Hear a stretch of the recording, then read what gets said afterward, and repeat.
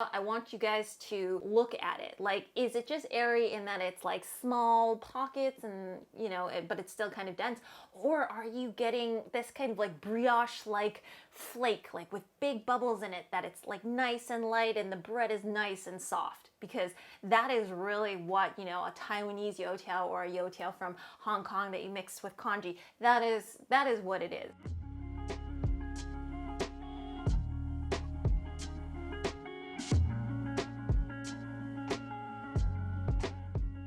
Hi guys, so today I wanted to talk about youtiao's fried dough stick in the vegan dim sum cookbook. So when I first made fried dough sticks, I did it in the States. I never had any problems with it. It always kind of fried up really nicely. It would fry up really light. And so I didn't really think that there was any problem. And I started getting kind of more and more requests for, okay, well, like, how do you create like really fluffy sticks? Because like mine, they're really heavy, they're really dense. Like, how do you create that? And I had just always thought, okay, like, user error. I had always just thought like, okay, like, well, are you making sure to follow like all of the ingredients and all of the recipes? And so as it turned out, when I was doing the Taiwanese breakfast series, I had to make a ton of fried dough sticks. I had to make a ton of youtiao. And what I found was that in the UK, the results that I got were very different. Like, it was more dense.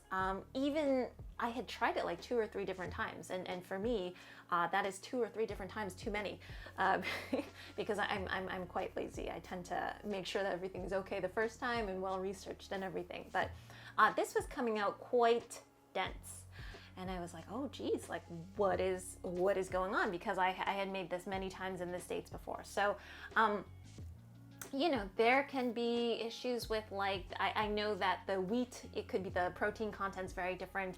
Also, the baking powder and the baking soda, and I know that that's strange to say, but I did kind of notice a little bit of a difference when I moved here. Technically, it should be the same thing, but so today, kind of what I wanted to go through was, having tested this out so many times, I think I have found pretty much 4 different adjustments that will result in the ultimate fluffy youtiao. So the first thing that I did was I doubled the baking powder and the baking soda. I know that that does not fix for everything, but that is going to ensure that things puff up more, things kind of like blow up more and get a little bit lighter when it does hit the heat. You might be a little bit concerned, like, okay, more baking soda, more baking powder, that's going to kind of make it taste a little bit more alkaline, right?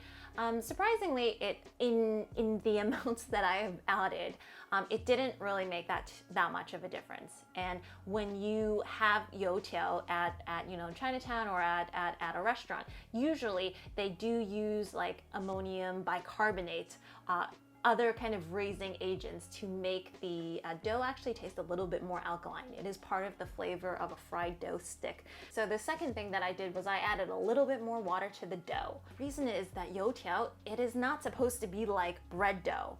It is supposed to be a wetter dough. Why you want a wetter dough is because when you have the baking powder and the baking soda, the softer the dough, the easier it is for those guys to make bubbles and to make it all nice and fluffy, right? Because if you put baking powder and baking soda in something that is very dense and that is very hard and that is very gluten heavy, it will expand, it will have like little bubbles, but it's not gonna form those big bubbles because the dough is so dense that it pushes everything down. The dough is wet, it still should be kind of pretty sticky by the time you finish kneading it. And honestly, you don't really need to knead it that much because once you stick it in the refrigerator, it'll continue going. So just knead it until really the ball comes together. The third thing that I did, and I think this, if you do anything else, this is gonna be the one that makes the biggest difference, is I let the dough rest in the refrigerator for 24 hours.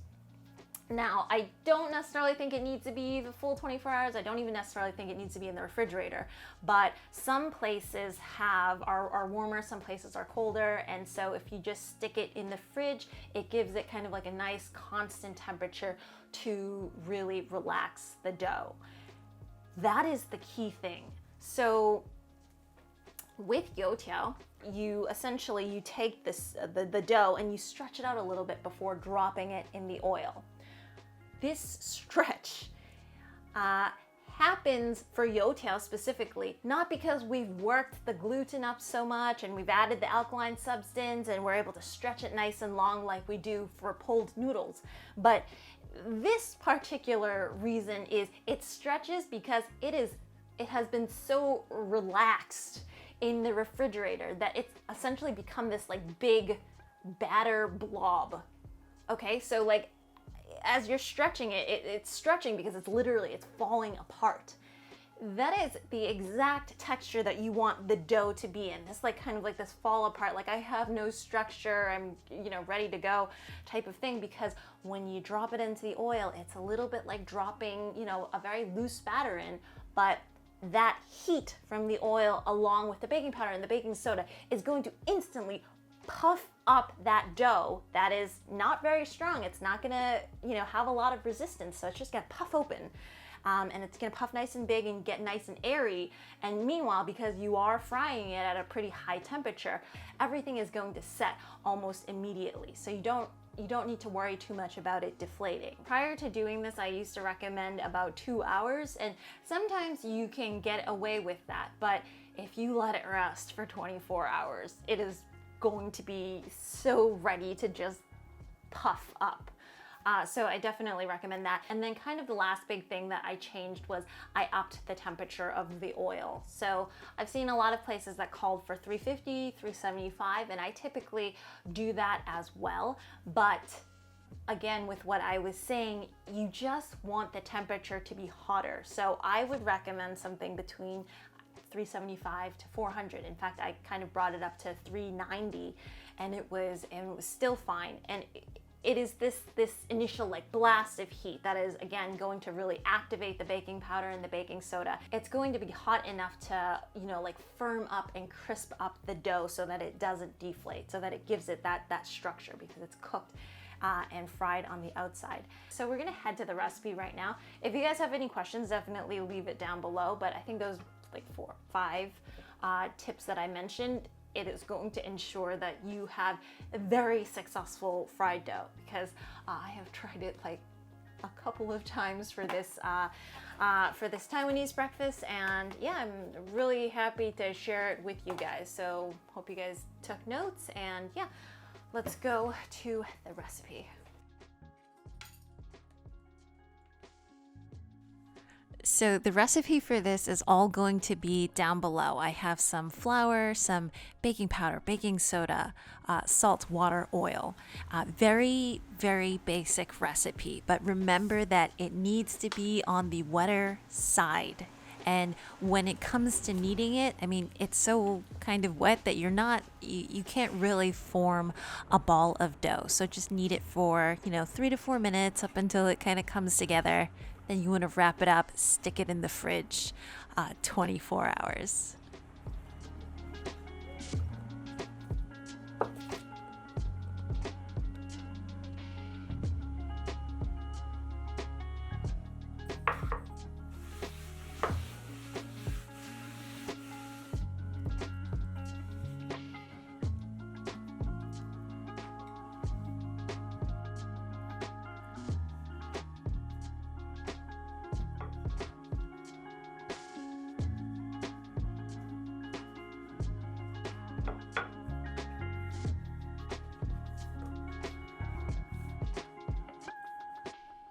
So you can see that the dough came straight out of the bowl. I'm not going to knead it. I'm not going to add anything too much to make the dough rougher. I'm just going to kind of generally nudge it, roll it out into a rectangle. And then this recipe makes about 8 youtiao sticks. but each of the sticks is formed by stacking 2 layers on top of one another. So you're really looking to cut about 16 strips from this, but be careful because you're not looking for the sticks to be too long. Because remember, you have to stretch it before it goes into the fryer. So keep these sticks kind of, a couple of inches, maybe 3 inches or so, not too long. Make it, manageable for yourself.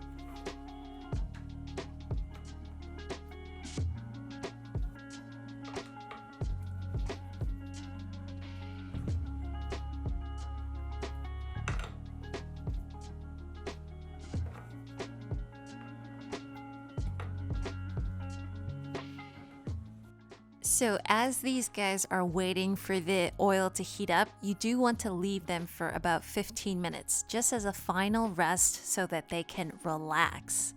And then once the heat comes up to about 390, you just kind of take it over carefully, kind of stretch it out just a little bit, and then drop it into the oil.